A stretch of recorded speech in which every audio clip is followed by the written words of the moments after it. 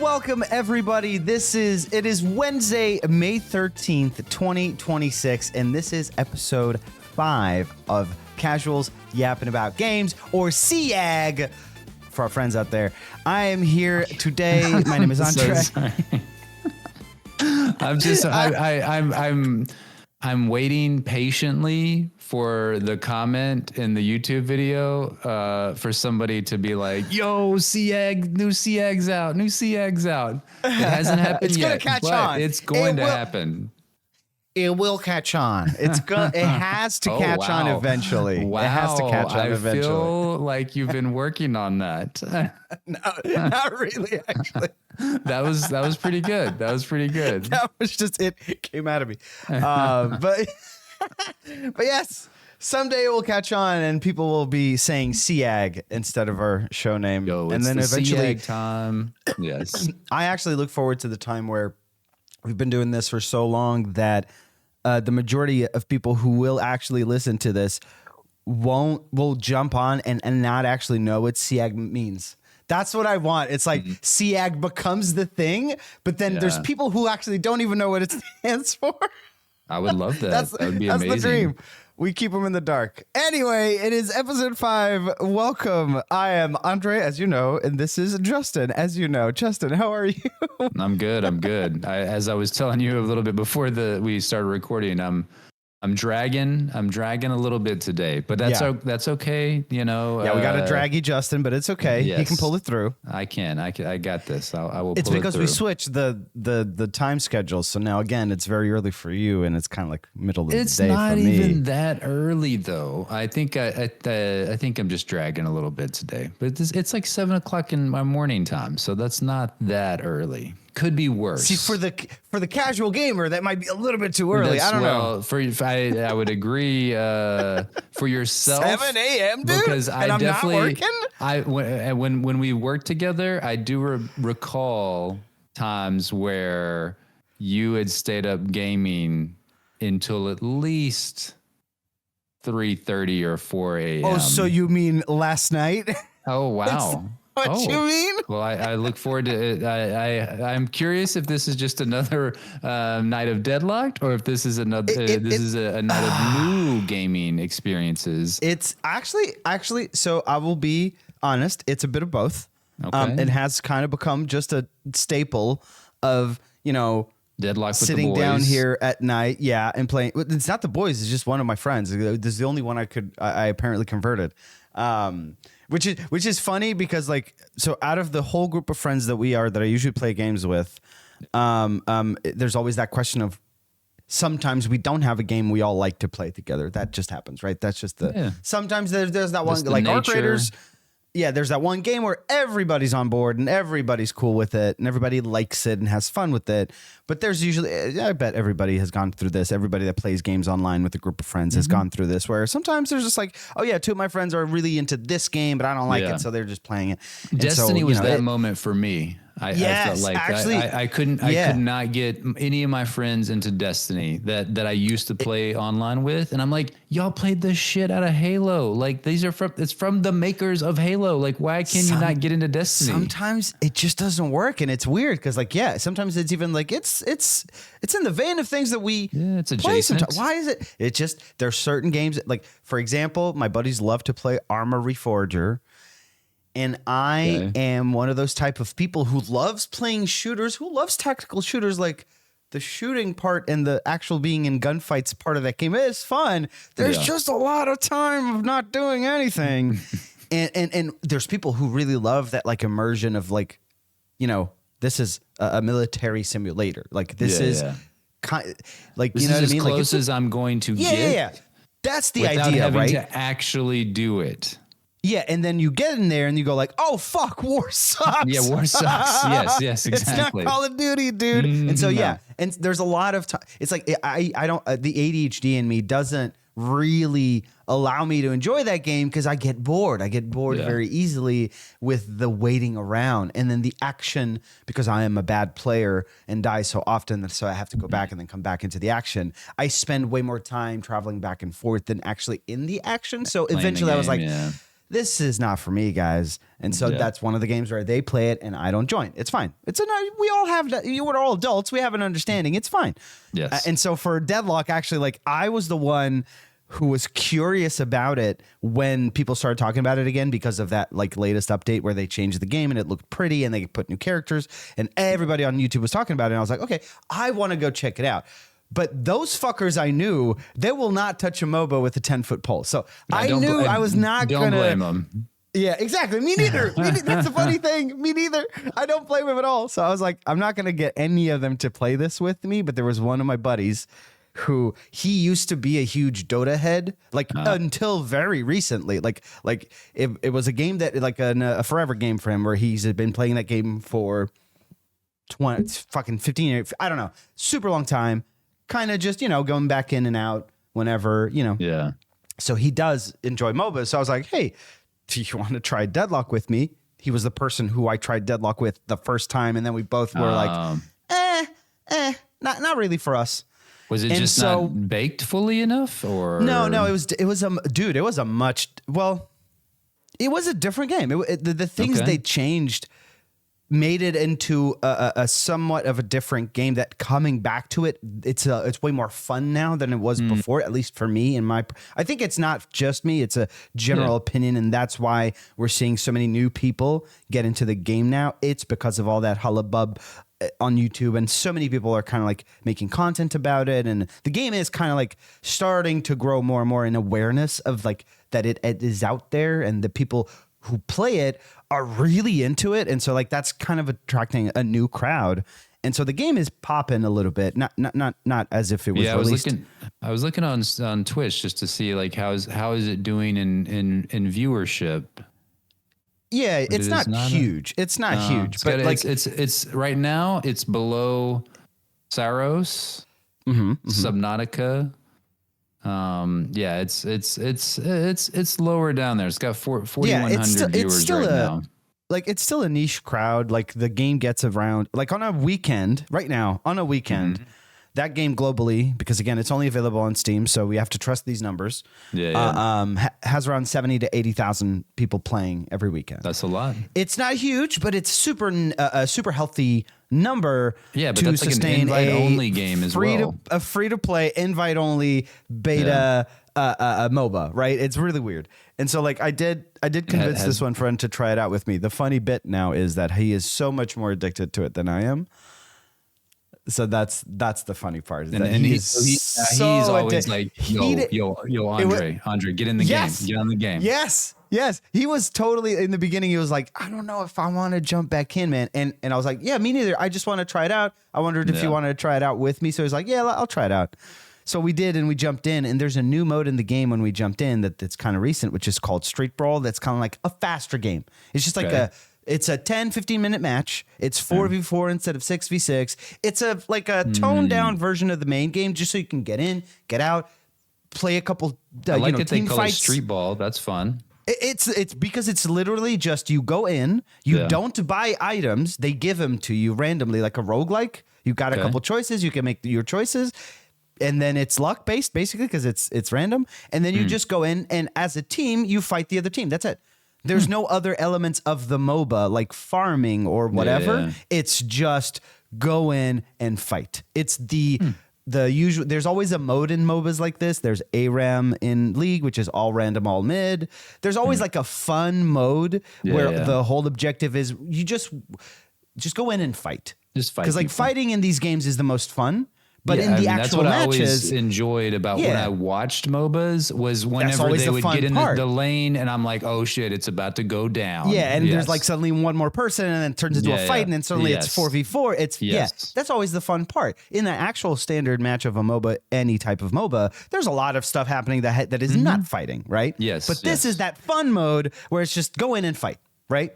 Okay. And so we were like, OK, we're coming back to the game. Let's try this out because it makes more sense. Right. A lot of people talking about this mode as being coming back to the friendly game. I'm very curious. Yeah. The friendly new player kind of like mode. You should jump into this. We did. We fucking didn't understand what was happening because like a bunch of new characters, mechanics changed. So much has changed in the game since we played in the very first time that we were like, what the fuck is happening? We were so confused, did not have fun. We stepped off. We stepped off. I kept up with the game on YouTube, and I started understanding like, oh, wait a minute. The main things they changed is in the standard mode of the game, like the actual MOBA. Like they changed so much stuff that part is actually very different, and we didn't try that. And so I kind of talked to him again and be like, hey, listen. You sent him all these YouTube videos. You should check this video out. No. I only said, hey, listen, I think we shouldn't have played that mode. We should have just tried and go back to the normal fucking matches because I think that's where it mostly changed. So I went in and tried it myself. Yeah. I went in, played a couple standard matches, and I was like, oh, they did change this. And this is like, just for example, when I played, there were 4 lanes in the map, which meant that the composition of the team meant that 2 people would be playing together on one lane. 2 people would be because it's 6v6. 2 people on one lane, 2 people on another lane, and then 2 solos playing alone on the other 2 lanes. Playing solo in that game sucks. It's not fun. You got to be really skilled, I would imagine, to be the solo players, right? Yeah. Well, yes, because you're counting on yourself, and that's it, right? And usually it's harder, right? Yeah. They changed that, and now it's just 3 lanes. We keep the 6v6, so now it means everybody's got a lane buddy. Everybody's playing with someone. That change alone was very satisfying because, like, if I'm playing with a buddy, that means I can always play with my buddy, right? Every match of Deadlock, if I'm queuing up with someone, I'm ending up laning with them, which is fantastic because we can communicate. Dota and League of Legends, it's 5v5s. There's always somebody who's alone, usually, or there's more than one person who's alone. Usually in League, for example, you have 3 lanes. Top lane is alone. Middle lane is alone. The bottom lane is 2 people. And then there's one random person who's just roaming around helping everybody else, which is usually called the jungler, right? Nah, there's no such thing here. It's everybody on the lane, everybody fighting, everybody farming, everybody doing the same thing at the same time. It's a lot. I don't know. It's just it was the changes they made changed the whole kind of flow of a standard match, and that was more fun for me. That was just straight up way more fun than when I played it back then, and so that's what grabbed me. And then we're both addicted. And now you're addicted. I have one major question. Yes, for Deadlock. To me, this is the only question that ultimately matters for Deadlocked. Yes, in my opinion. Mm-hmm. Right now, League of Legends on Twitch is sitting at 158,000 viewers. Dota 2 is sitting at 112,000 viewers.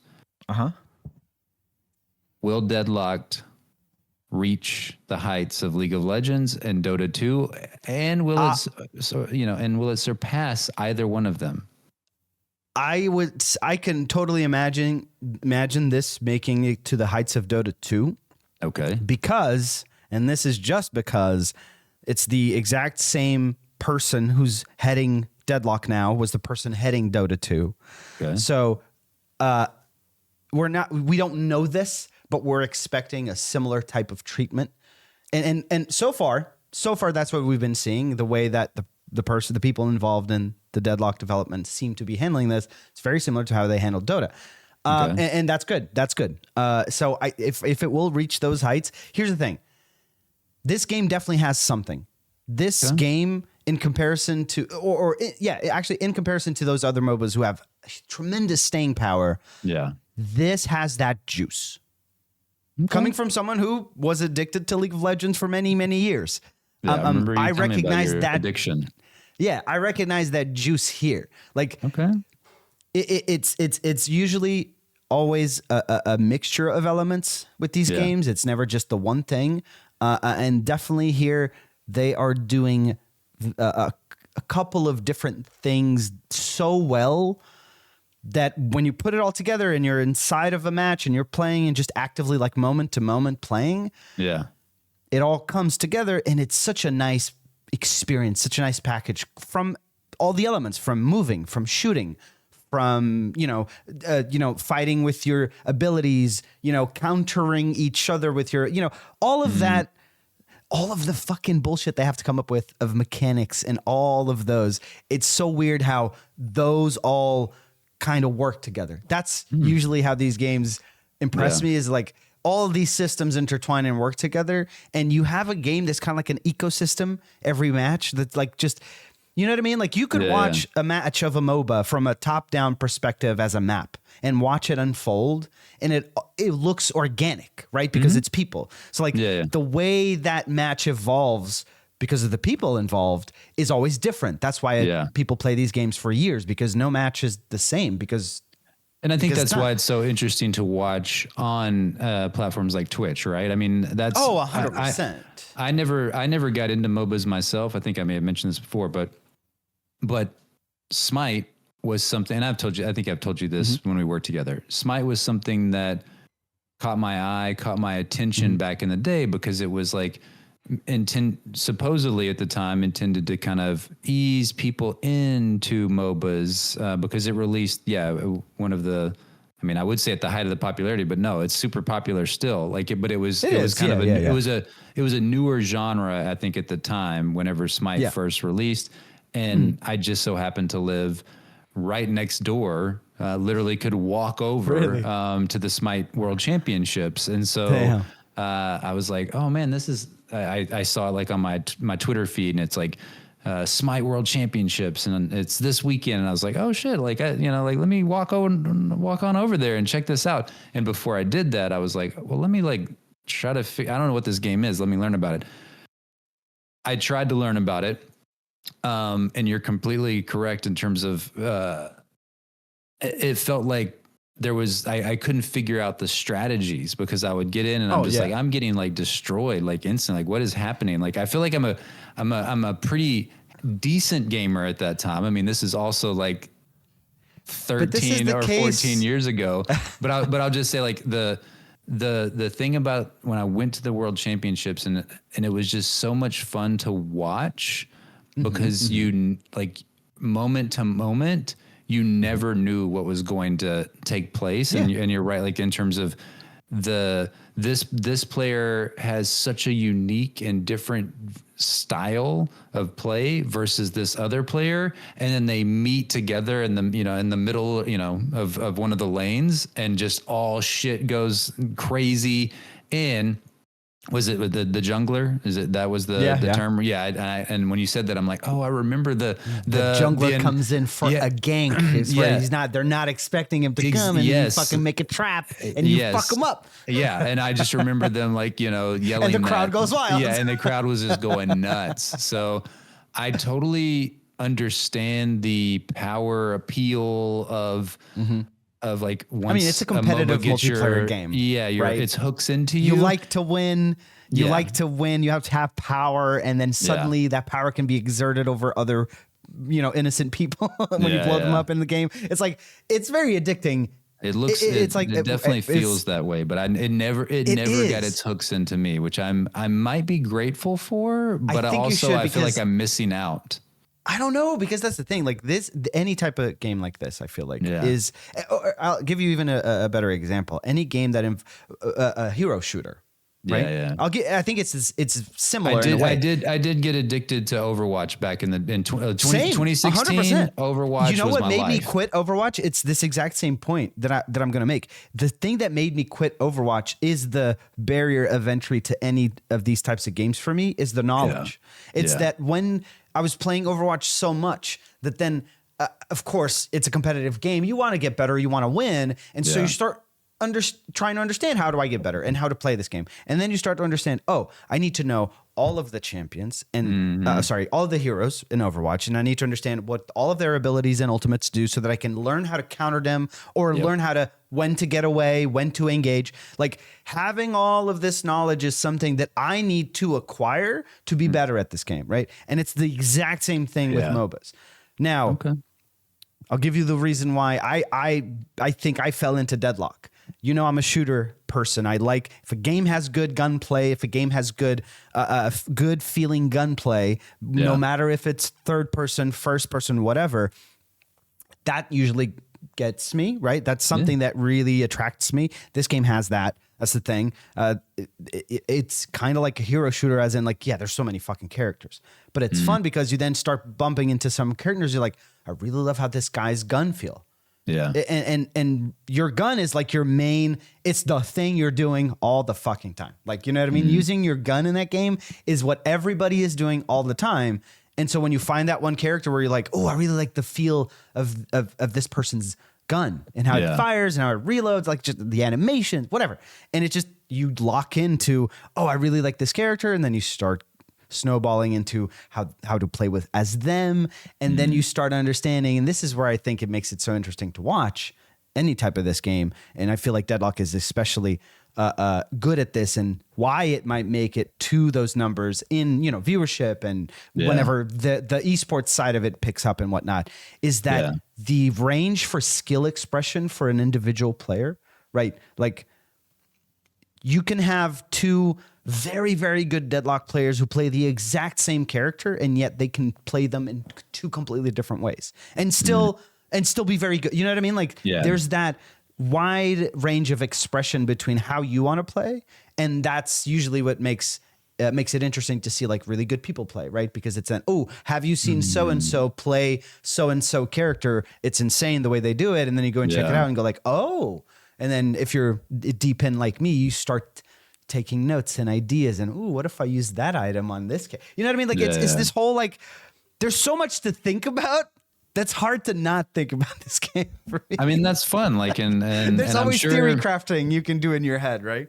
Yeah, and I would imagine that you see how somebody plays one character, and it spurs you to think about how how you could tweak it just a little bit, and it opens to the point where Valve put in a system within the game where at the end of the game, if you can copy anybody in your match's item build.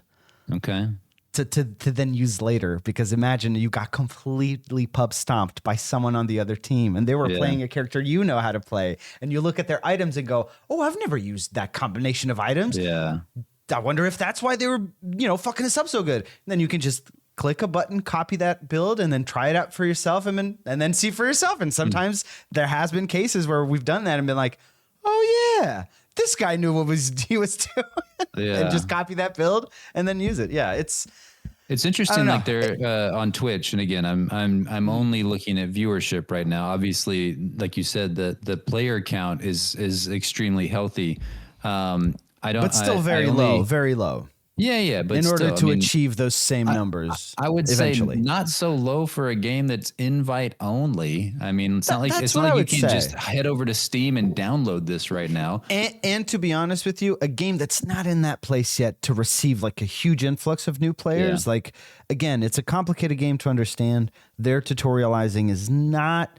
I see Incon playing right now. Best. Oh yeah, he plays this all the time now. It's his main game because he's a Smite. He was a Smite main. Yeah. You know what I mean? So coming from Smite is just a natural, you know, progression, I guess. And funny enough, I've been watching Incon's YouTube videos on Deadlock because he is very well versed on it, and I've learned a thing or two from Incon. Hey, good to know. Yeah, it's full circle. We went full circle. Our boy Incon is still our boy Incon in our lives. Before we move on, I just want to say, so that you're proud of me as well, I've also, besides playing a shit ton of Deadlock, I played a new game that released this week, and I played a old game. Or I started playing an old game that's going to take me a bit, but I'll finish it. Do you want to hear about them, or do you want to save it for the end?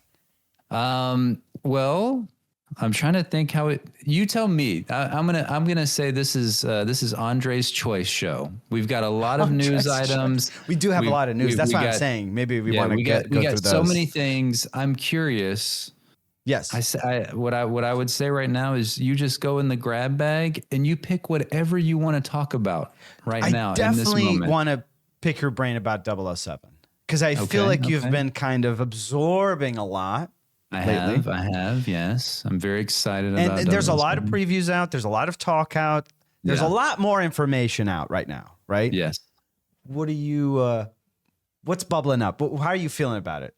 Oh, I feel excellent about 007. Okay. And I also liked, let me see if I can find it. I didn't put their tweet in here, but they had put out a little nice cheeky tweet the other day that I thought was fantastic. It says, they're tweeting it a lot at this point. So It is in quotes 007 FPS. They said back in September. Did you like that? Okay. Or you're like, what is it? What does that mean? FPS? 7 frames per second. Because I don't know if you recall, they had put out a trailer back in the day that yes, it was a little choppy. Like, but this was like Super 9 months early ago, 10. Yeah, It wasn't super early, but it was. Oh, okay. It was more or less when everybody thought 007 was going to release in 2025. Right, but then they pushed it back. But so 007 FPS, they said back in September. Pleased to showcase 007 First Light is running at 60 frames per second on PS5 Pro. Let us know on what platform will you play. Oh, wow. Okay, that's a sentence. The English kind of got away from them. Yeah, I feel like they're like, damn it. Am I having a stroke? Yeah, I'm like, what is happening to me right now? Okay, good. So 60 locked on PS5 Pro. PS5 Pro. For those playing on a base, because of course everybody was like, I don't have a Pro. Hey, yeah, that's what I'm more interested in. Yeah, exactly. What's the normal on one? a base PS5, the game will run at 60 frames per second on performance mode. So they have a quality mode 60. And a performance mode on the game, similar to a lot of recent PlayStation first and third, like bigger first and third party games. So this one I would save for the PC. I would say if it's optimized correctly, of course, but I'm just basing this off of Hitman World of Assassination, right? So like, knowing that that's probably like the technological quality, like hardware requirement bar, just a little bit, a little bit higher because they did change stuff. I would think PC is better. Just due to, whenever those levels, there's more, because I've read a little bit and I know that there's a little bit more open style, Hitman style levels. So I'm assuming a lot of pedestrians, a lot of open areas. And I'm like, maybe I should play this on the PC. Just, you know what I mean? Like I have a base PS4, base PS5. That's it. If I want to play this on console, like, you know what I mean? Like I don't want to make that. If I have the PC, that game really looks nice. You know what I mean? I think I want to play that game as we speak of their like, they're showing off the, the 60 frames per second on PS5 Pro. I mean, I'm with you. I'm debating myself. I don't know. I need to check my PC specs to see like how it would run a game like this. How are you in the, because I'll tell you why. So it comes out on May 27th. May 28th, I get on a plane and I head over to to Europe, so to Amsterdam, and so I'm like, how is this thing gonna run on a Steam Deck? Probably ass, but yeah, that's the thing. I don't think it might run. But I have a feeling that they're gonna optimize it for Steam Deck. I mean, if The Last of Us Part 2, might. I think. Well, that one actually didn't run that well, so maybe that's a bad. No, that one was a shit show. That's a bad example. That's a bad example. There's been some AAA high quality action adventure games that have that have been Steam Deck verified. Yeah. What I'm saying is, I think this game for me, I want to play it at its best. Oh, I agree. Right? So for me, I think if I'm getting it, I'm getting it on the PC. Hey, listen. No. The thing is, especially if you're getting it on PC, by the time you come back, you'll have like 1 or 2 patches worth of like, bug fixes and little things that you won't go through because it's been fixed. So I know, but what it's going to be so tough. Like this is probably if I had to put blinders on. Well, I was going to say if I had to put a stake in the sand, when 2026 first started out, this would have probably been my most anticipated game of the year over Resident Evil Requiem, because like like for me, Resident Evil 7 and 8, I bought them. I played a little bit of them. They didn't hook me as much as Resident Evil 4, for example. Like I'm an old school Resident Evil fan. Not so much like Same. I can appreciate the first person mode for Resident Evil 7 and things like that. Like I commend and I appreciate and I'm grateful for 7 and 8 because they got us Resident Evil Requiem. Yeah. Yeah. Those are the steps. 100%. They got us here and it's selling crazy numbers. But yeah, I would have said, that wasn't on my radar as much in terms of my most anticipated. I knew it was going to be probably great. I didn't know it was going to be that great. We're not even big 007 marks. That's the thing. No, I'm not. I'm not a huge fan at all. I watch the movies, but I'm not like, it's just a. But I'm not chomping at the bit. Oh, no. 007. No, it's more because of the Uncharted comparisons. Because I think we're just 100%. Fiending for an Uncharted style game. Give me good action adventure with a good story with good acting character. I mean, I know that's expensive. I understand. but I think that's it. I think it's just the idea of we did not expect anything from this game because we're not attached to the franchise that much. But then to get these waves of what they have done is a mixture of Hitman and Uncharted is kind of what I want. And supposedly, according to Jake Baldino, Watch Dogs, which I don't know if you played Watch Dogs, but Watch Dogs I played a little bit of it. Fun. Like it just had a lot of fun things in it. Yes, had a lot of fun things in it. I mean, a lot of good ideas. The gadgets aspect of it, top notch. Like I mean, that you could totally see elements of a 007 or any kind of spy film or game. Yeah, as inspiration for them. Of course. For Makes sure. sense. I mean, these are some. So we do have a question here that I'm curious for both of us to give our answer, and I'm gonna jot it down. But so the previews dropped in the past 2 weeks. I think they literally dropped right after our last podcast that we recorded. They kind of did. Yeah. We missed a couple of things that I was like, ooh.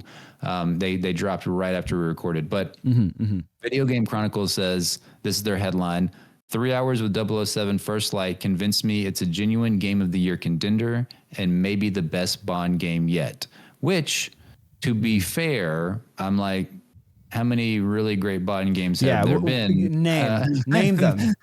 GoldenEye, I know one. GoldenEye. There we go. Yeah.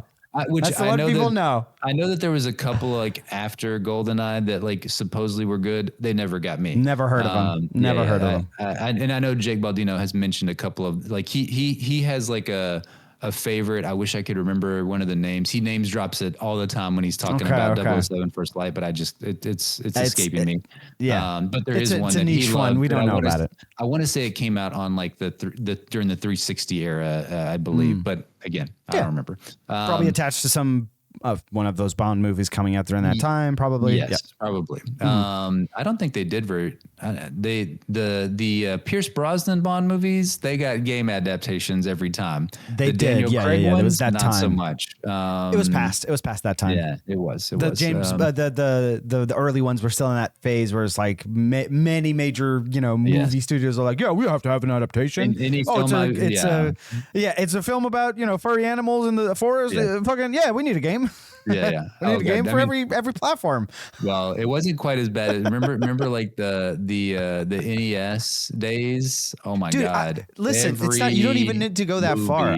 I saw that this weekend. I was setting up the PlayStation 5 for my kids, and I have PlayStation Plus, so I can get the catalog. And you get the PlayStation Classics catalog, right? Yeah, that's true. Yeah, go in there.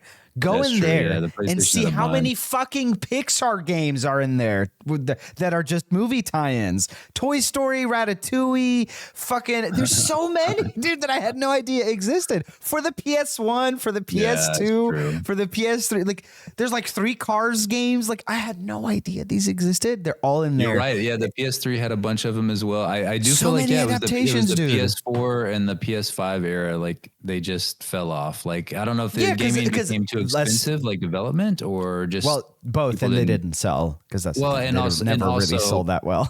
You could put your characters in Fortnite, and that's how you sold shit. Oh, and that's how you get your tie-ins now. Of course, if it's not on Fortnite, fuck it. That should be in the T-shirt. If it's not on Fortnite, fuck it. Yeah, exactly. And if it's not on Fortnite, I don't care. Yes, they did also have that weird. Like Disney came out with their, because remember those little figures that like there was a Spyro one. There Toys was to Life. There was Yes, the Toys Bob. to Life. What? Was it No, Bob? no. There was the category of Toys to Life. It Oh, was. yes, It yes, that started was the out with category, the. yes. Was It was the Skylanders? Skylanders. Was that the name? Yes, yeah. And that was not Spyro. That was attached to a franchise, right? Spyro. It was something. I feel like Was it Spyro was a Spyro? part. I feel like Spyro was a part of that. Yes. Oh God, it's been so And long. then- Yeah, that was that, and then they did the Yeah. Disney version, which was Yes. Disney Infinity, I think. I think so. Yeah. Because yeah, I my think kid so. had that. Oh, We I bought had- my kid that. We bought I Disney bought Infinity. it. I bought it. You did? Yeah, Hell yeah. yeah. I bought that thing. I was like, How short was that Toys to Life like age of video games? It was like 3 or 4 years, and then it just 3 to 4 ended. years and just died out. so Yeah, short. Because I mean, I remember going to like Target or Best Buy or whatever, and there was just Yeah. rows, of Rows, the dude. little No, figures. I and remember stuff. like 2 years after that whole started, like everybody was like, "This is the next big thing. We're Yes. just gonna pump money into this because this is the next big thing." And then Yeah. 2 years later, Yeah. it was weird. It was I mean, so when short. you think about it, it was It sounds really, like a super fun idea. Yeah, it was really cool. Like, and also it was a really great way to make more money. I mean, you sell Yeah. the And the it did game, have- and then you have it to had buy a- the figures. I mean, Yeah. It's a Yeah. major investment, but it had its niche of like I Yeah. heard people complaining when Disney Infinity got shut down and they Yeah. fucking shut down the servers. Like there were some mad people. So they it was a handful. They probably had some whales in there who bought like 50,000 figurines. Who knows? Oh, I'm sure They still did. shut it down. Yeah, they had. There's somebody that this little thing behind me, but it's a glass case and it's just filled with the Disney Infinity characters. God. I'm sure There's got to be some nerd out there who is making a mod so you can still play Disney Infinity. Oh, I'm sure. Somehow. I'm I sure. bet. Yes. You go, guy. You go. Yeah, yes. Anyways, back to 007. So Yes. I don't know if I mentioned this, but yeah, Jake Baldino said this was kind of his headline. I came in with high expectations, and the 3 hours I played impressed me.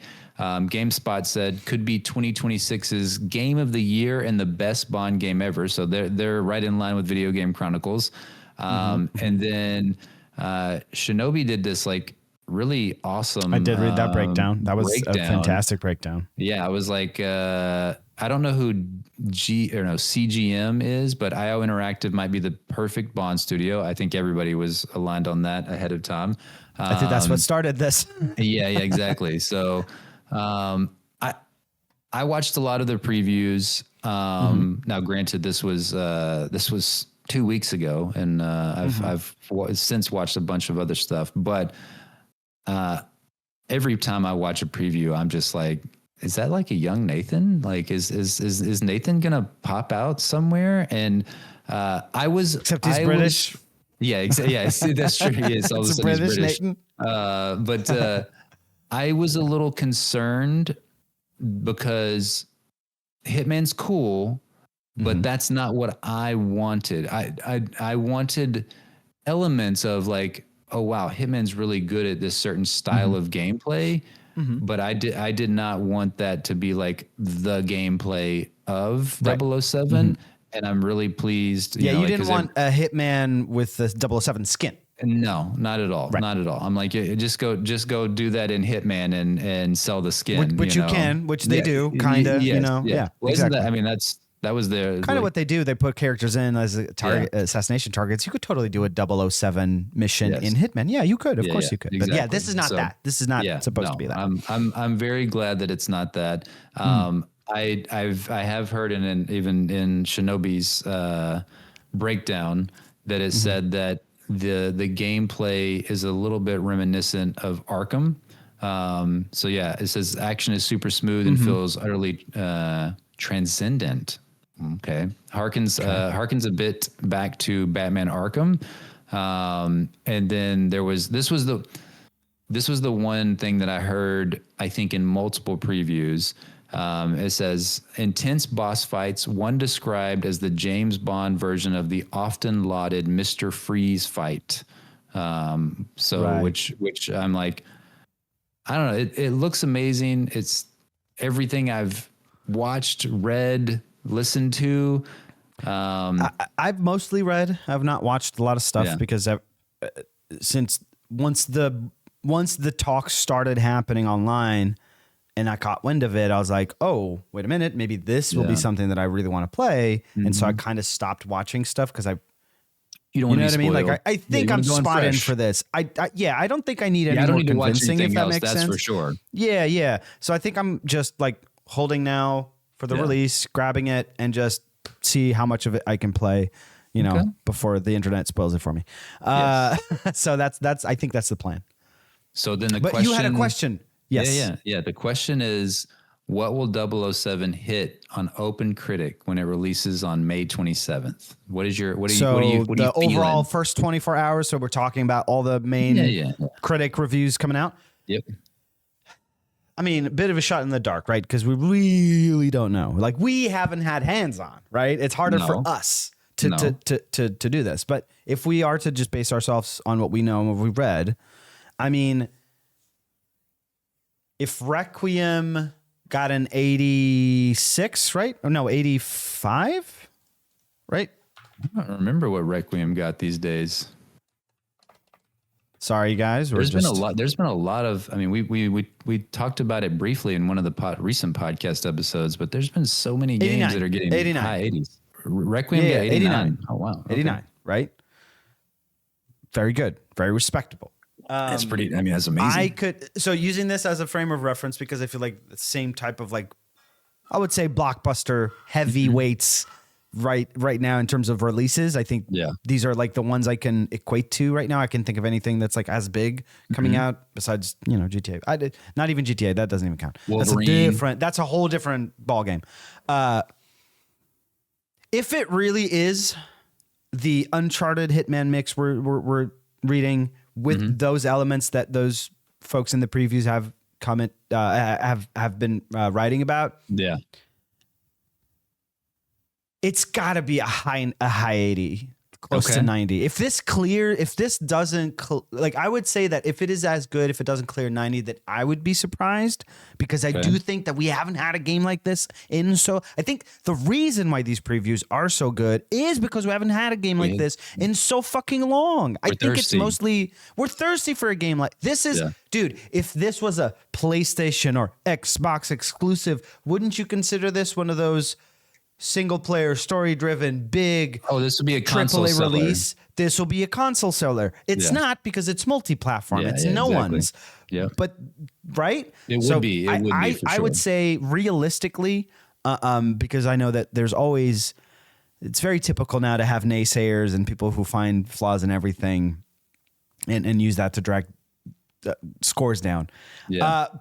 I would bet like high 80s. It has to be high 80s for this. 85 and up. 85 and up. Okay. Yeah. I mean, so if it gets less than 85, I will be very surprised. What are you playing your flag in on what number?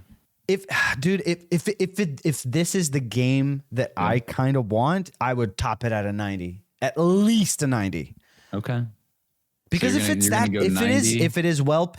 this is well paced and it doesn't worn out its welcome, and you play this over a weekend and you dump 20 hours, 25 hours onto it, and you come out of it with a good written adventure, good characters, you had fun, bombastic moments like an Uncharted,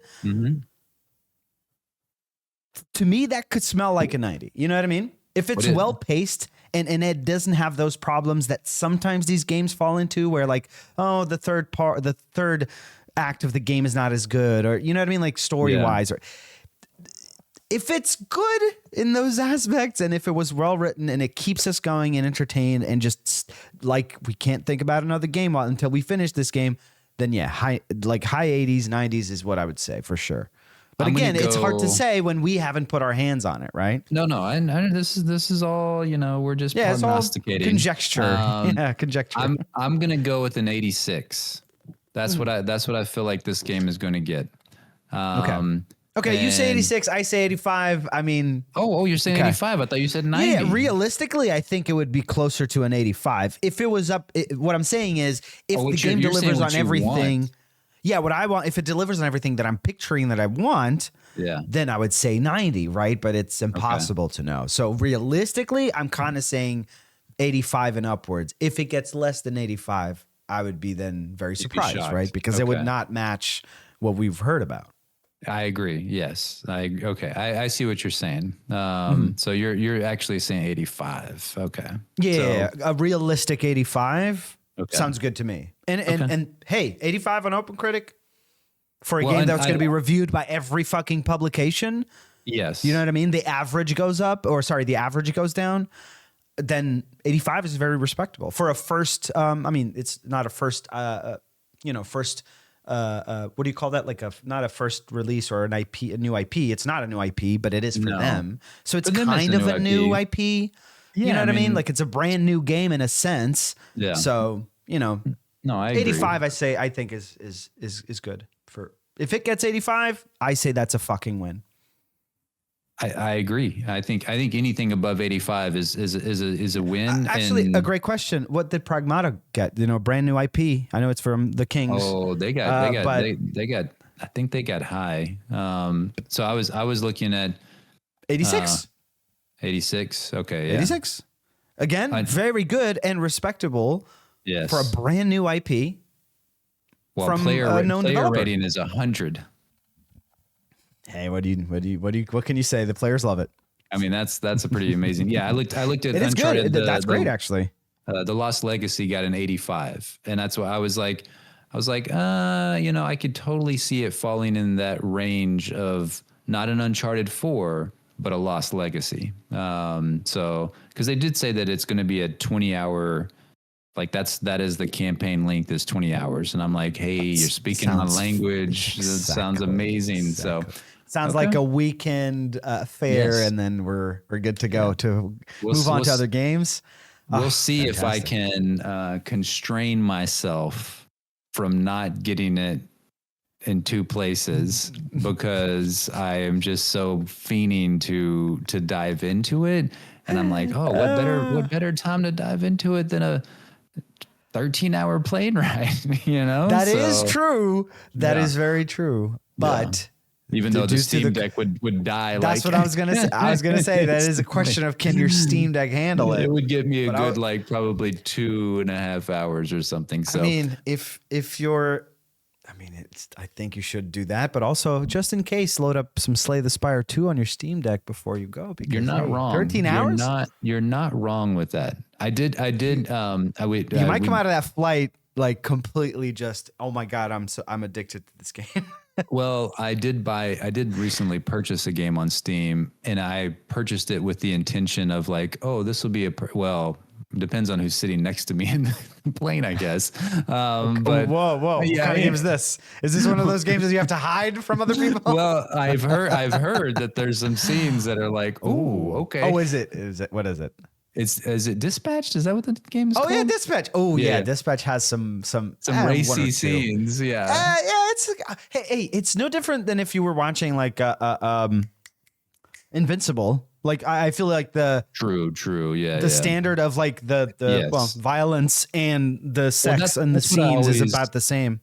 I always equated it. I'm just like, oh, this is like Invincible. Very much Invincible riffed coded. Invincible. So just not as hardcore. It's more, I see what. Yeah. I guess it's just there's a maybe big like difference in inspirations the vibes. and the comedic elements is definitely seems like it's heavier in Dispatch. That one's Dispatch is heavier on the relationships and the people. And Invincible is a superhero show full of fighting. It's Dragon Ball Z but Western.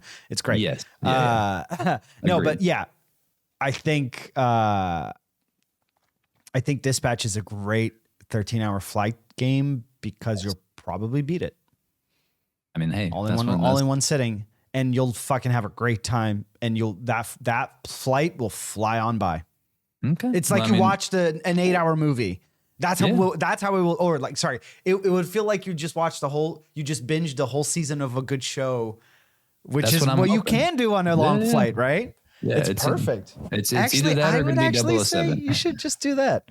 Maybe you should just do that. That will run on your Steam Deck, no problem. Yeah, it's there for me. That's what I'm thinking right now. But it's a great backup. Okay, so we got 85, 86, hopefully 007. By the next time that we record, we will know. We will know. We should know because it's the 13th. We're recording on the 13th right now. So if we're able to record on the 27th, which I'm hoping we should be able to do, even like I'll be leaving the next day, but that will be, we'll see. We'll try. And technically, if you do the digital deluxe edition or whatever, you get 20, it early, right? You get 24 hours early. I wish it was the freaking 4 days early that we've seen. Like I think Ubisoft maybe has done that in the past. Sometimes does that. Yeah. I'm like, why couldn't you have just done that? Like, because it would have been perfect. 3 days of playing, maybe. Yes, because if it would have came out over the weekend, that'd have been amazing. But anyways, okay. So we have so many other news stories, and I've got about 30 minutes. Okay. We're rapid fire. Yeah. So, Mr. News Guy, pick the ones you love the most. Oh, okay. Well, I mean, I'll just go through some of these. I'm more or less. This is just more of a curiosity thing. I don't really look at it as much of a news story, but I'm curious for your opinions on how much do you think a video game should actually cost in 2026. And I should preface, this is a AAA, blockbuster. We're talking in the vein of 007. The vein of 007. Because the reason why this conversation has been coming up lately, not only just because the economy is shit, but and the cost of development has risen so much over the past couple of years / decade. And we see studios closing all the time. Freaking successful studios, a game comes out and it sells really well, and then the game just gets shut down, or just closed because they didn't get a $10 million, install base immediately. So yeah, Strauss Zelnick, who is the CEO of Take-Two, that makes Grand Theft Auto. They own Rockstar. He says that the price of GTA 6 is being carefully considered, and that Rockstar is focused on making the most spectacular piece of entertainment on Earth. That was from IGN. That's their headline. Polygon said GTA selling for $80 is good for the industry, game analysts suggests. And so right now, our most expensive games in terms of the standard edition are $69.99, $70, at least here in the States. I know in Australia, y'all are screwed. So sorry if we're going to use USD for this baseline just because it's easier for everybody. Yes. Well, the $80 baseline video game price has kind of also been brought up because of Nintendo recently with Switch 2 and whatnot. So we now also have that, like, they did the first step in like putting their, dipping their toe in the water of like $80 base game. Which one did they have an $80 base game right now? I think wasn't Mario Kart 80? I think Mario Kart was it. I think every first party Nintendo title, I think most of them are 80. I don't know. But so here's the thing. The reality is, yes, game prices, full price games, AAA, whatever, big releases, the price has not changed a lot over the last kind of few like decades, I guess, or decade. I mean, and honestly, it's gone been down. Untouched. The $60, right, has been kind of untouched. Super Nintendo in the States, at least. Yes. There was $69 games.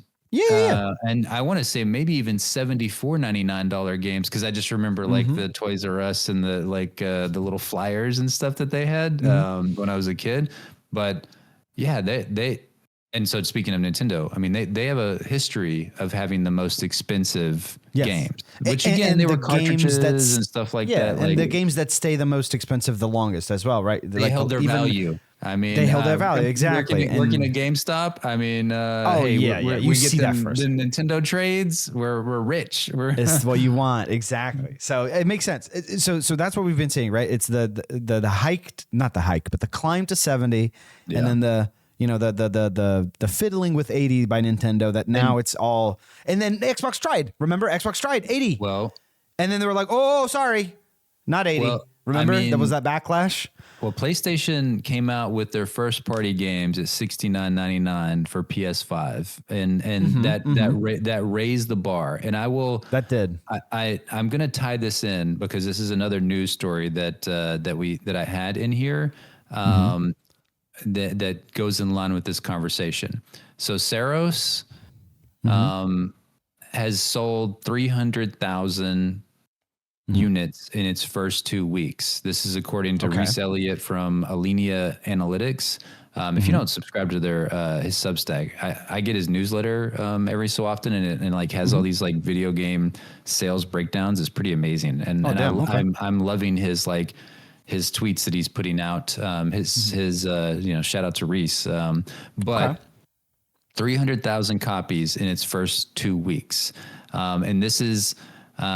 And what I like is what he talks about in here. It says, launch aligned, our estimates show that Saros is actually selling a little slower than Returnal, despite there being only 8 million PS5s in the wild when Returnal launched versus the 93 million install base that Saros launched into.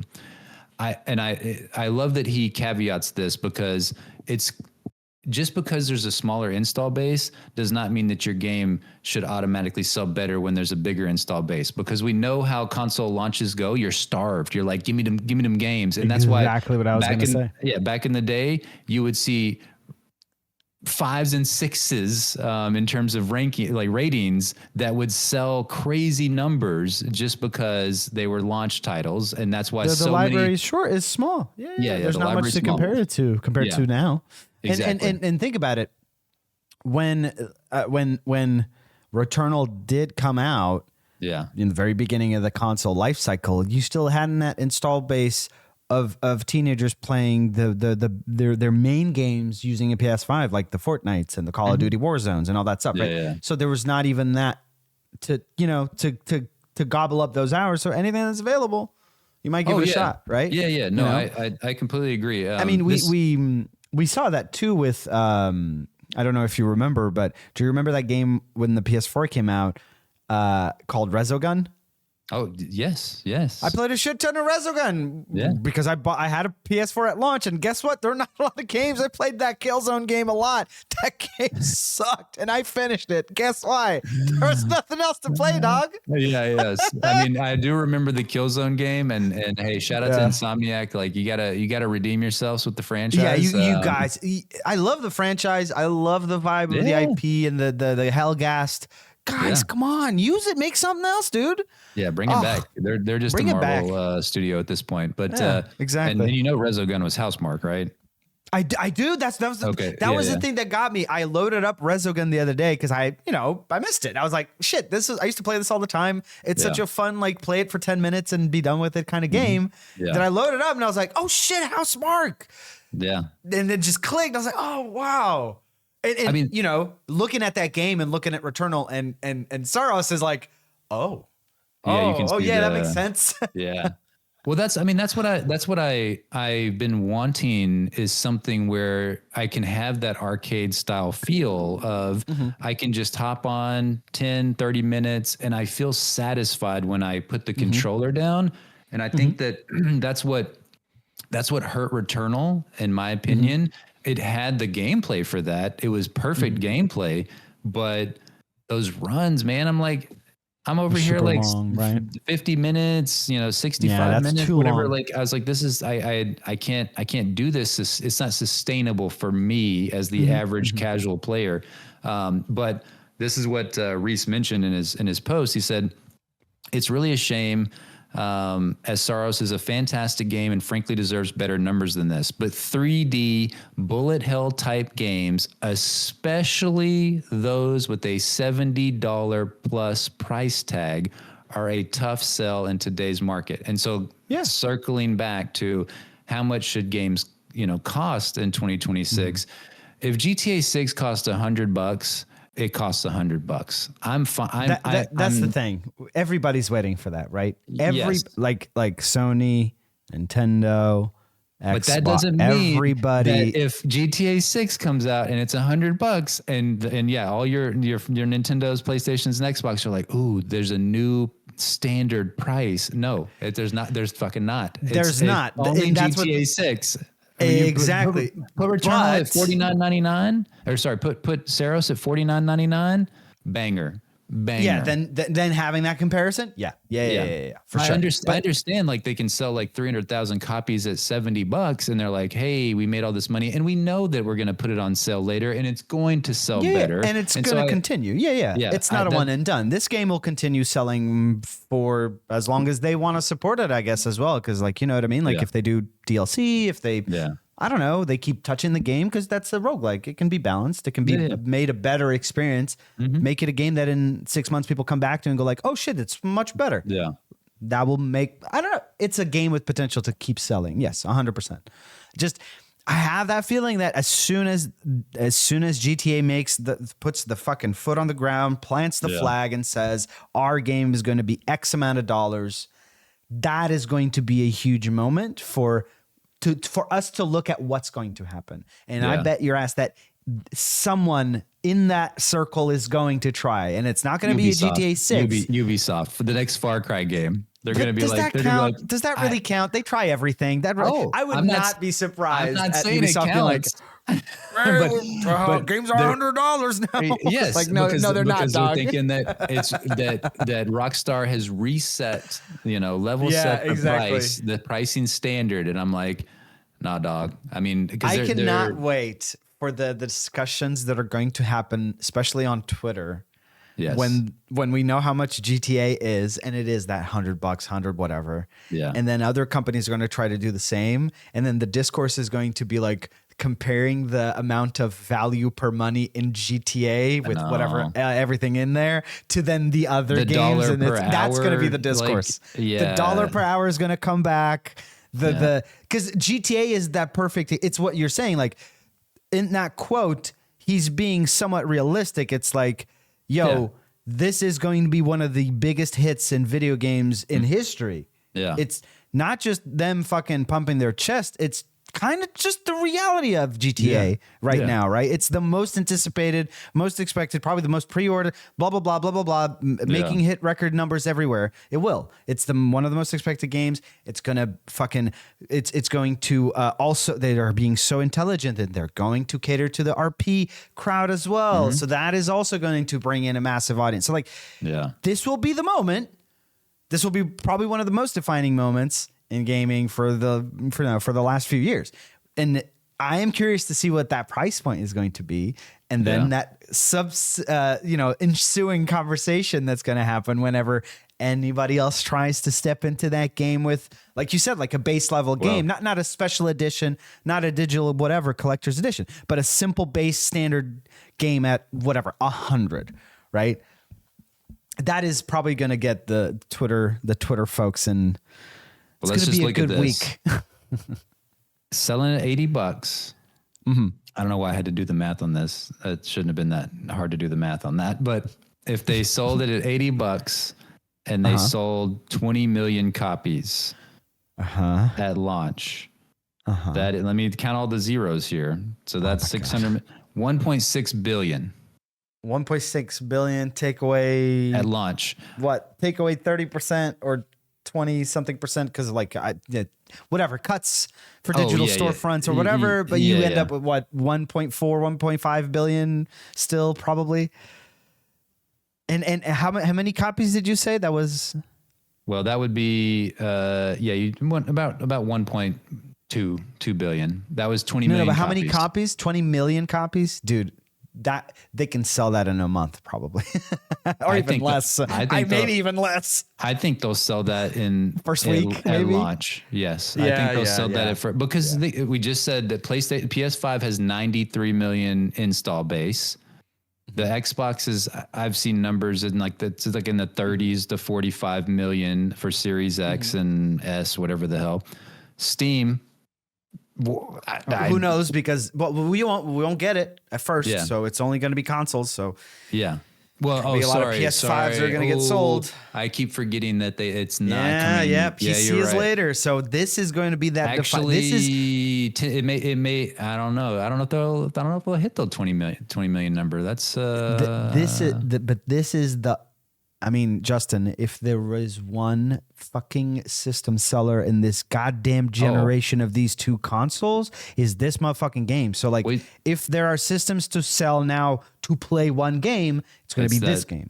Well, you saw them Now, in the PS5 will Pros were like PlayStation be selling smart? out everywhere whenever Yeah, they raise the exactly. price, and they're like, "Hey, Yeah. we're gonna raise the price," and everybody's like, "Oh shit, I got to get this thing now." Exactly, GTA because I 6 want to will- play GTA 6. Exactly. Yeah. Like, I mean, I thought about it. I was Yeah. on the I looked up GameStop and I'm like, how much money can I get for my base PS5 to upsell, to trade mine in?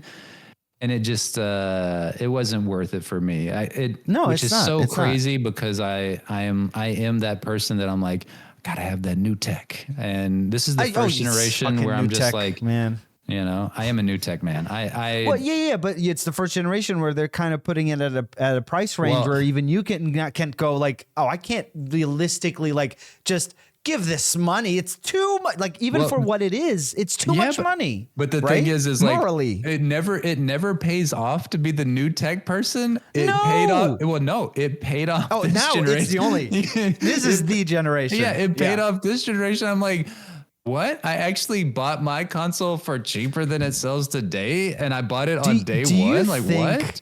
Do you think that? I'm wondering if that's because of that happening now, and it's the first time in history that's ever happened. Like consoles getting more expensive the longer they're in market. Yeah.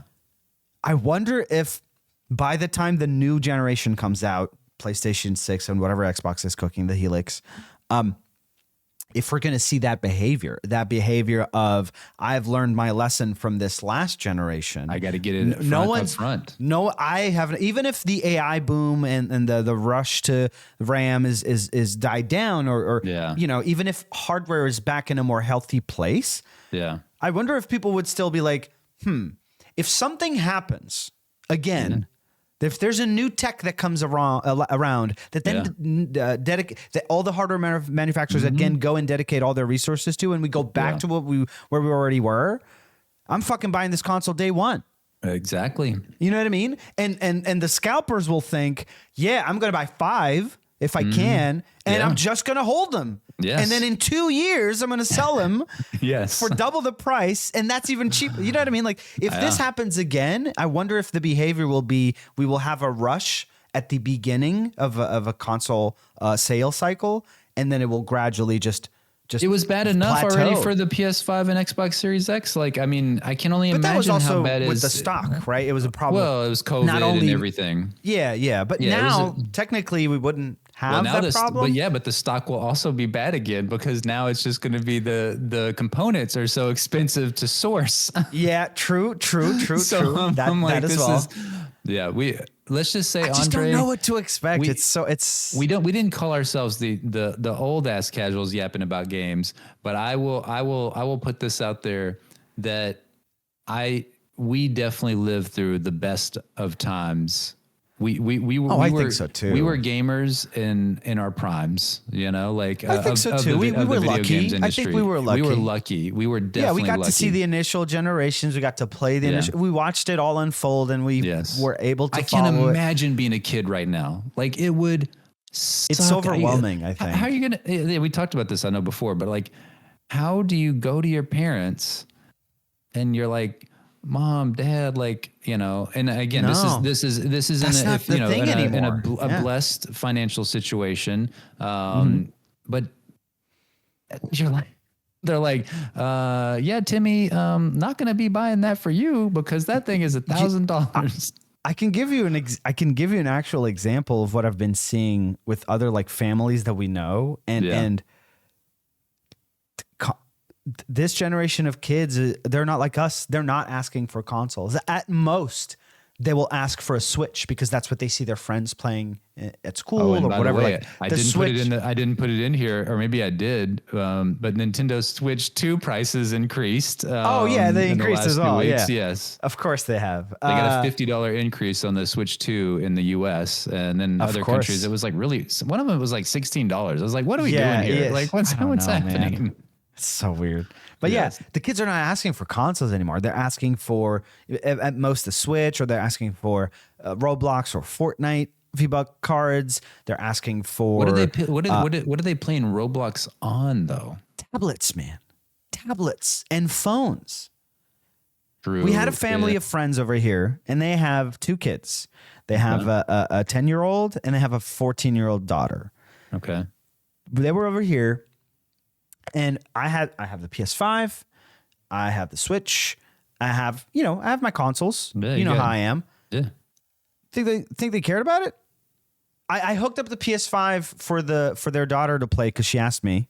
Yeah. She installed Valorant because she heard her friends talking about it. I was like, "You're gonna play Valorant on PS5? That's the first person shooter. What are you doing? Anyway, do whatever you want." Played it for 5 minutes, got bored because she kept dying, and I was like, "Of course you kept dying." And then she just went back, and they were just sitting on the couch. Kid had a tablet. She had her phone. She was playing some mobile game on her phone. He was playing Roblox and then playing Minecraft on the tablet. That's what they do. That's what they do, Justin. They're not on consoles besides the Switch, man. They're not sitting down with the PlayStation. It's rare. I tried to get that 10-year-old to play Astrobot. He didn't want to. He watched me and then he's like, no, that's fine. I'm going to play Roblox. They don't. That's the thing, Justin. This generation of kids, they didn't grow up like we did, like with the generation of consoles and being used to, oh shit, we're going to get a console for the house and blah, blah. And oh shit, my buddy's got that doesn't happen anymore. It's such a weird thought. It's a different environment. And not only that, look at the gaming fucking ecosystem. It's so gigantic now. What do you like? What do you like? Do you like Pokemon? Do you like Pokemon? There's a million different ways to play Pokemon games. There's the actual Pokemon games. There's the Minecraft mods for Pokemon Minecraft mods. There's a Terraria Pokemon mods. There's Pokemon indie games. You know what I mean? Like, if you go online as a kid. True. You know what I mean? That's why these kids, you go and what are you playing? And they go like, I'm playing this game. And I'll go, what the fuck is that? Oh, it's just some game that I found on this website, blah, blah, blah, blah, blah. And I've never even, you know what I mean? Like, it's so vast now. It's definitely why, when we were working together and talking about Scopely and stuff like that. And I'm just I'm like, wait, Scopely's like the most value. Like they're printing money, they're just printing money. Yeah, they have a lot of big hitting mobile games, and that, unfortunately, fortunately, I guess, I don't know. It's a huge market, and it continues to be. Well, that's why. I can't remember. A lot of people, that's the video games they play. When we talked about it, I think in one of the episodes, or maybe it was a story that we just didn't get to, and it was a discussion around the fact that the average gamer was, for PlayStation and Xbox, it was like they were like 36 or something like that. And I was just like, oh, it's shit. It's the generation before us. It's the generation after us. Like, us three are kind of like still in that same mode of, a new console comes out every couple of years. Yeah, that's what we do. That's what we grew up with, right? And I guess when you think about it, 93 million. Which that's still tremendous numbers. I mean, that the most ever is like install PS2 was like 160 or I don't know, whatever the numbers were that nobody's ever going to hit again. No. It was like the PS2 and the 3DS or one of those console handhelds. You think you're like, ooh, damn, 93 million, that's a lot. No, there's like however many billion people in the world. Like that's a drop in the bucket. 98% of them have phones. Yes. Yeah. You know what I mean? No. But not 98% of them have a console of any kind, And that's what's so weird is like, why have the Nintendos, and I know Nintendo tried it, PlayStation's tried it. Xbox is really the only one that I don't believe has. Now they've done the thing where they've they're like, hey, what is it? This is an Xbox. This is an Xbox campaign. That's why we thought, hey, everybody's hating on Sarah Bond now. I feel like that was forward thinking. And she's over here looking at her kids, like they're not picking up, like you said, they're not picking up the Xbox Series X or S controller. They're picking up their tablet. Yeah, the whole discourse of we're bringing Xbox back, and yes, we'll have a next generation console. It's going to be the most powerful. That's not for the kids. That's not for the younger generation. These old heads that like bitch about it on Twitter. Yes, it's not for the younger generation. The younger generation is served. Microsoft bought Minecraft. Bangers. They should have bought Roblox. They should have. If they had those two, that's it. Yeah. That's it. You have the whole corner of the Gen Z and Gen Alpha. That's it. That's yours. Because you got Roblox and the only thing you needed would be Fortnite at that point. But even then, if you have Minecraft and Roblox, you probably have the majority of those eyeballs.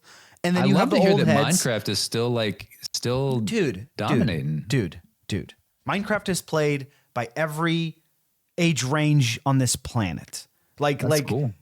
And, it's the digital Legos basically, right? I mean, like you don't see as many kids playing with physical Legos, but they play. No, it's Legos like, what do you want to play? What do you like? Oh, I like dragons. All right, get a fucking dragon mod, and now you can go hunt dragons in your Minecraft world. Have fun. Like my brother the other day was playing. He was like, dude, found this Minecraft mod.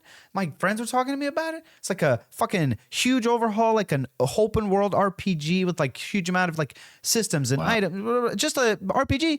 We jumped in. I've been playing for 8 hours. This shit is so much fun. It's such a nicely built RPG. And I was like, there you go. Within Minecraft. That's the world, right? That's the Roblox and what Fortnite now is trying to mimic. It's hey, we have this platform. Make whatever you want. But stay here. But just make whatever you want. It can be anything. Just stay here, please. So it's the same thing, right? Yeah. That's the reality of today. Like we are old. Well, hey, hi, welcome to the We Are Old podcast. We didn't know this is what it was going to be about, but apparently this is what it is. It's us just fucking the deep-rooted sadness just set in left behind. We're old. Yeah, wow. We're old and just watching the world go by. It's fun.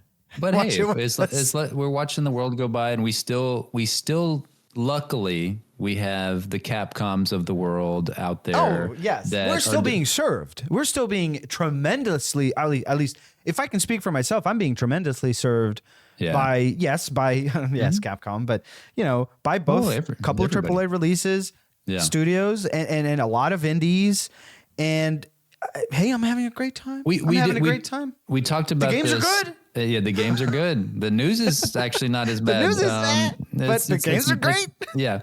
Because our discussion topic from the last episode was, will 2026 have the best like gaming releases ever? I think we got into that. I believe we did. But if we would have framed it in terms of, will 2026 serve you and I, serve us better than it has in the last like 5 years or so? Which we granted, I mean, we've got some good stuff in the last couple of years, but when I think about 007 First Light, hey, it's been 2017 since we got an Uncharted game, the Wolverine game, which looks tremendous. Resident Evil Requiem, which was the perfect storm of Resident Evil 4 with Resident Evil 7. Like, I mean. Yeah, and I mean, that's just a few. There's so many Slay the Spire 2. No, yeah, I was going to say we're in May only, and so far, we're getting, at least for me personally, I've been good. served some bangers. I'm eating very good, and I haven't even touched Pragmata, which might be still actually a game that I'm into. So like putting that into the case, putting 007, and it's still just only May. I know, and we still have GTA to come out, and. Oof, there was well, I'm a Gears of War fan, and they're saying I'm curious if that game is good. I'm down to play it. I'm being honest with you. I've never touched the Gears of War. Never touched the Gears of War. Never. Oh wow. I never had an Xbox. So like never something I kind of crossed my path. Dude, but if it looks good, I'm down. You gotta get on some Gears co-op with your brother. I'll fucking shave, just leave the soul patch, put a do-rag. I'll fucking do it, man. I don't mind. I'll go back to the 2000s. I'm a boy of that age. I love it. I would highly recommend going back and playing some Gears of War co-op. It's some of the most fun. I mean, just the chainsaw like animations and executions that you get on the Locust. Oh God, it's so good. But supposedly that's going to drop like literally the same time as Wolverine. So. Wolverine. We haven't even. See, I told you I was going to get like. No, that's fine. And I still even have my curtain up, but we've got about 8 minutes. 10 minutes. Yeah. Okay. Rapid fire. We won't do rapid fire because I don't think that there's nothing really unless there's something that you're like loving in the news stories. No, but I mean, there's one game that I did play this week that's a new release. Okay. And that I just happened to get an email and received a copy to look at this game. Tell us all about it. Well, it's interesting. I was not expecting. It was not a.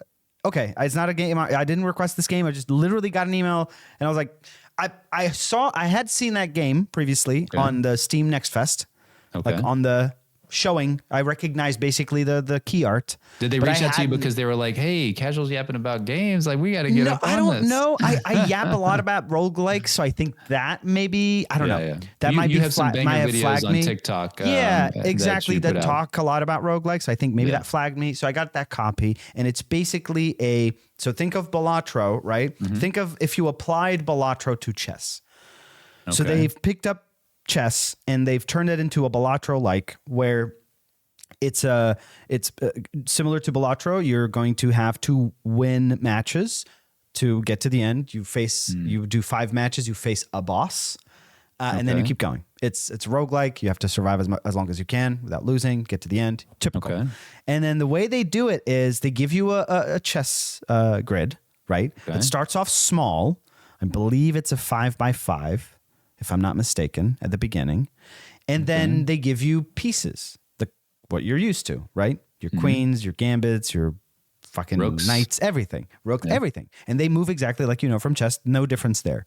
Now, what they start messing with is, well, not only that setup of you only have a 5x5 grid to move around, and it's going to place some random, like your enemy has some random pieces. It's not like a full game of chess, right? It's just some random pieces. And your objective is just whoever collects all the pieces from the other whoever collects them all first wins. Right. Okay. And the way they start playing with that is they start giving you what they call gambits. And if you've ever played Balatro, they're the same as jokers. So they're the things that kind of just change the gameplay around. Right. Okay. Kind of like this, you get a gambit where if you capture a piece with a queen, like if you have a queen piece and you capture someone, if you capture their piece, that actually might turn into another queen. And then you can put it on your board. Now you have 2 queens to play with because the queen is great, right? It moves all around. Yes. So that's the key you want. That's the piece you want. And for example, just like kind of like as in checkers, you have pawns, right? And if you manage to get your pawn to the other end of the table, it gets promoted, which means you get to choose what it becomes, right? So you can choose a piece that it applies to your situation, and then that pawn turns into that piece for that match, right? Okay, cool. So there's this mechanical strategic element of already chess, right? But then when you apply multiplayer or like no, just single player, like Balatro, single player. You just go against the computer. Just against the computer.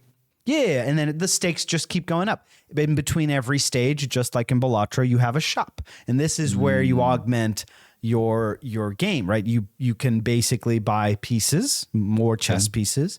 You can buy those gambits, which are basically the jokers. So they change.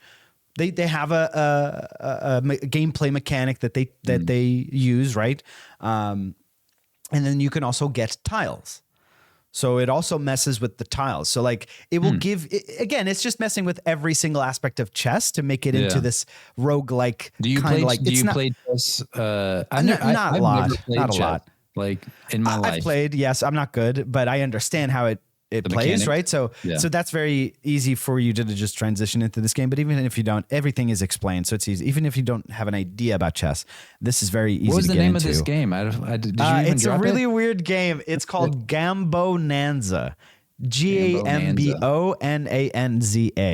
Yeah. I love the name. It has a really great look. It's very pixel arty.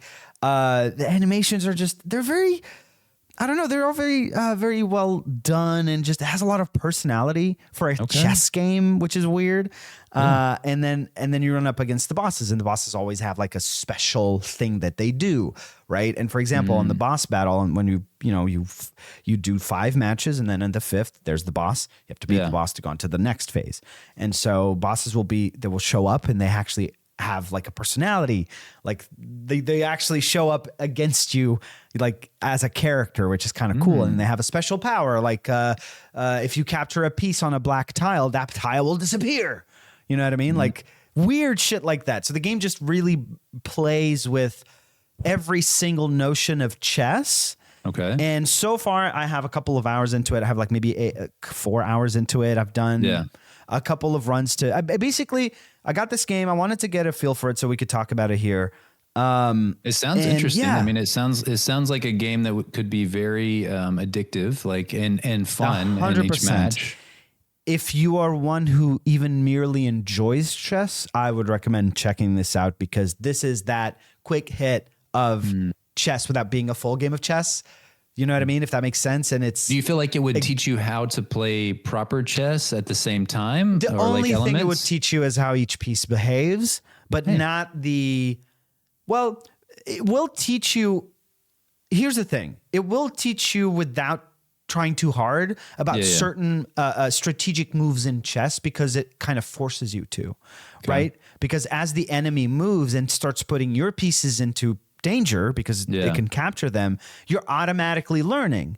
Oh, so if the gambit moves to this place, that means he can affect this whole row. So I need to not have pieces here. And you have to eventually start thinking in a way that would benefit you from if you play chess, because you're kind of just internally going, oh, right, a bishop does that, so I can't have a piece there, not a piece there. Ooh, but if you start thinking like you would in a match of chess, just at a much smaller scale, right? You don't have the huge board with all the pieces. You have a small board with, you start off with 3 pieces, but then you can upgrade and start getting 4 and 5. You know what I mean? Like the game will grow with you. And I think especially even for someone who does not know, or like me who does know chess but doesn't play it at all.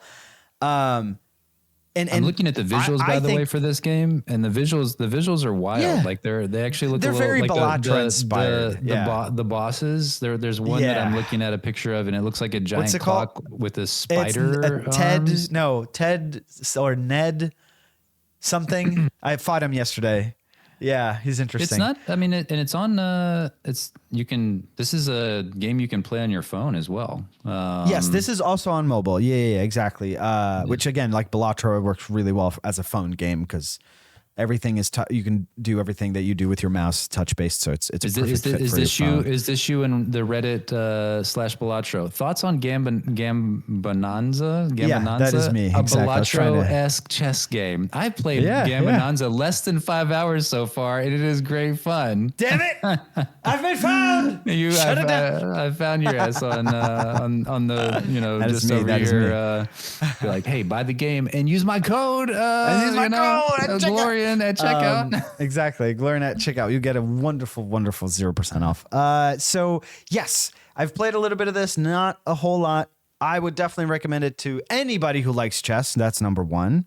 Yeah. But if you are a Bellatro head, you like these types of roguelikes, especially the Bellatro likes, and chess is something that interests you, or you just don't mind. You want another Bellatro and you don't mind chess, you should give this one a try.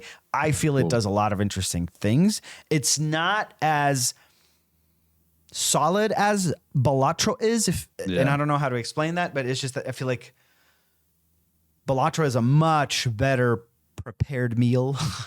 Yes. Just overall. And I feel like this game can still get there. It's just maybe a little bit early. So if the developers stay up to date with it and try to support it a little bit, I believe this could reach that level easily.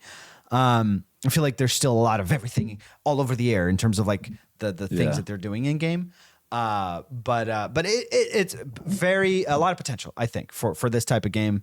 Nice. Because again, this is that kind of game where you can kind of just, it's like Slay the Spire as well. You kind of can just play this forever every once in a while. Slay the Spire 2, if I can only pick one right now, then this is okay, cool.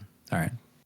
Even though this game is it's on sale right now. It's $9.74 on Steam, which I'm like, hey, that's a great price. It's a great deal. It's a great deal, but Slay the Spire. You can't really put that up against one of the best games of 2026, man. Like, it's not fair. I know. It's not fair. And sorry, Gambonanza. Gambonanza, let's just make sure. I have, I have 2 hours, I think. 2 hours, yes, in game. Okay. Oh, well then, okay. And I guess it's have not 100 hours in Slay Reddit. the Spire 2. Okay. If that tells you anything. Now, Slay the Spire 2 is a game that I keep coming back to every day. I play this game every day, at least once. Okay. And hey, again, this is not an indictment on Gambonanza. Oh, no. It's just that Slay the Spire 2 is a fantastic game. For somebody that already struggles enough with dedicating time to play games, I want to make sure that I am making the the best the choices. most out of your time. Yeah, like I bought that Into the Dead. I think it was called Into the Dead Darkest Days. Yes. And I enjoyed that game, but I think that my time would have been better spent on Slay the Spire 2, even though like right now just overall, I've been really wanting to immerse myself in the post-apocalyptic, stories and narratives, like those style of games. But why has there not been a roguelike game in like post-apocalyptic settings? There must be. I need it. I can't think of anything. There must be. I need it in my life. So I was actually going to say, it's interesting you say that. I'm just going to put something on your radar if you haven't yet. Put it on my radar. Put it on your radar. My brother had the exact same kind of want that you have, and he started playing this weekend Pacific Drive. I bought Pacific Drive, have you played it? I played it for a little bit. I really enjoyed what I played of it, and I have it on the Steam Deck, and so I need to go back to it because it does. He's been having a fantastic time. The check boxes of the vibes and everything. And I've been sitting down. He's playing it on the living room, so sometimes I'm kind of just like sitting down and watch him, and I get glued. I have to fucking force myself to stand up and go back to work because I'm just like, wow. I'm intrigued. You know what I mean? Like it has so many mystery around it that I was just like, oh, I'm just landing here out of nowhere. What's happening? What is this? And he just explains it to me, and I'm like, oh, fuck. So I'm like a kid. You know what I mean? Just like I do need to go back to that because it was very interesting in like the way that you upgrade the car and like in your relationship with the car and just like and the world is really cool as well. So I do need to go back to that one. Watching it was enough to make me say, I need to play check this it game. out. Well, I know it's on 100%. Game Pass. Well, unless you got rid of your Game Pass, but it is on Game Pass. I did. Fuck Microsoft. Now you got Game Pass because you have Discord Nitro. So bada bing, bada boom. But it's only 50 games, so I don't care. Hey, probably not the games I want to play. But at least it comes with it, and I bet your ass. Pacific Drive. Yeah, did you not get the update with the? So Discord, and I'm not gonna. This was on. I thought about putting this in the story, and I have to hop off. But. Yeah, Discord Nitro now includes Game Pass, a version of Game Pass. It's not a promotional thing. It's going starting now, and it includes. Yes, it includes it. Yeah. Okay, I'll check it out. I read 50 games and I was like, fucking who cares? But I'll check it out. Yeah. So I can just Xbox Game Pass and Discord, because I think we talked about this maybe, or we were going to talk about it a couple of episodes ago because they were teasing it, but we didn't know what it was going to involve. Maybe. Okay. Yeah. So that rings a bell. So this is what you're getting.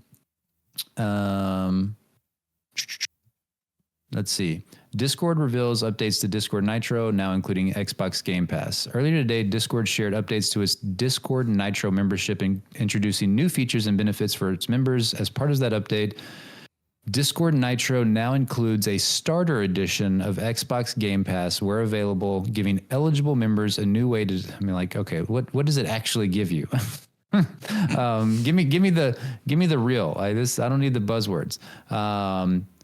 Let's see, yada, yada. This is Discord's. Nitro now comes with Xbox Game Pass and new benefits. Welcome to Nitro Rewards. Rewards. I don't know why it's a hard word for me to say. Rewards? Rewards. It's the rewards. It says Nitro members now get access to a starter edition of Xbox Game Pass, including a library of 50 plus PC and console games you can download and play anytime you want. Yeah, it's 50. So it's 52 games. Is it? It says 50 plus. It's 52 games probably. I bet. Think Fallout 4, Stardew Valley, DayZ, Deep Rock Galactic, Overcooked 2, Grounded, and more. Deep Rock Galactic. I don't have it, and it is a game I enjoy. So that's a win. Okay, I'll check it out. I'll check it out. But the good thing is, if you already pay for Nitro, you get this. I do pay for Nitro, but I stopped paying for Game Pass. So hey, maybe it's in there. Look to see if Pacific Drive is there. I will. I'm playing that game for sure. We have it on the PS5 because of PS Plus, so that's why we were playing it. That's right. Okay. I definitely feel like playing on a mouse and keyboard might be better because there's a lot of it's a first-person game. Like I maybe the gameplay on the Steam Deck was a little challenging, a little rough. I see that too on the PS5. That was my only problem with it. So one last thing before we wrap. the old game that I'm playing, that I'm trying to play for the first time now because I've never finished, God of War 2018. So got that going. I finally got that we're going. definitely going to have to talk more about that. Yes, we will. Next episode. I literally just picked it up again.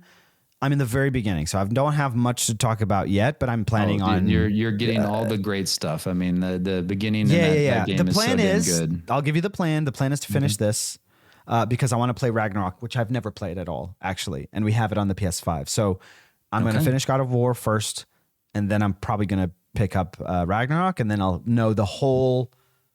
Then I'll be familiar with the whole thing, with the new God of War lore, so that I can go into the next. Because that was my worry, is like it's coming up eventually, and I have not played the first 2 games, so I just want to get that out of the way. So I'm doing that now. I hope you're proud of me. I am very proud of you. I mean, clearing the backlog.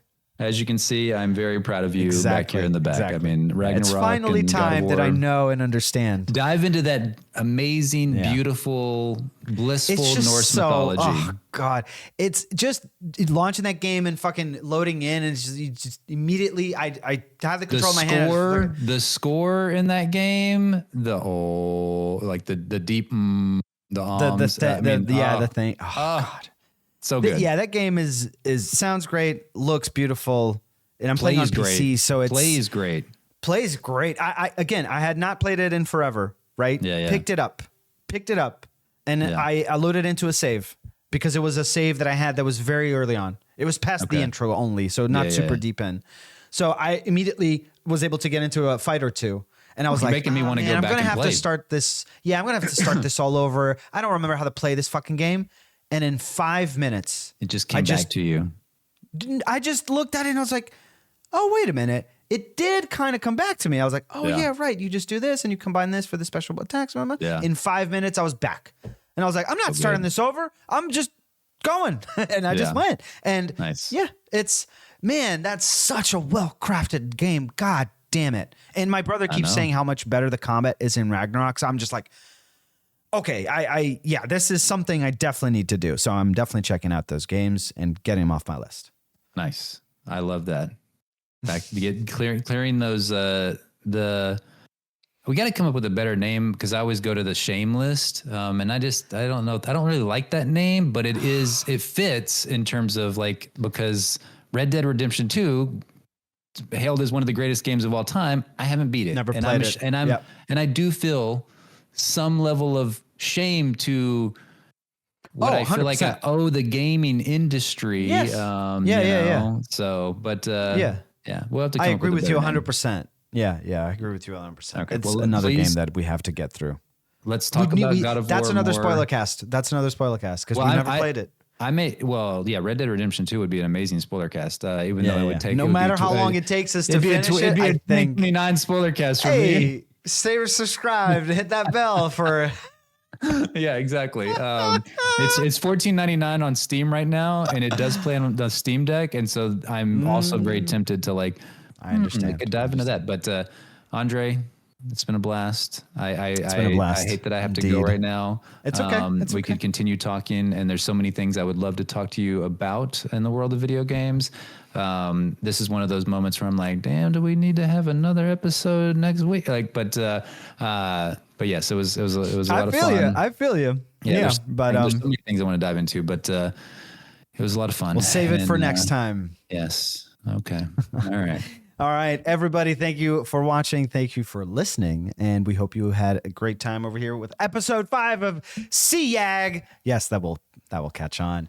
Thank you, Justin. Thank you, Andre. And we again thank you for listening, and we will see you on the next episode. Bye-bye. Bid you adieu. Bye-bye. Bye-bye.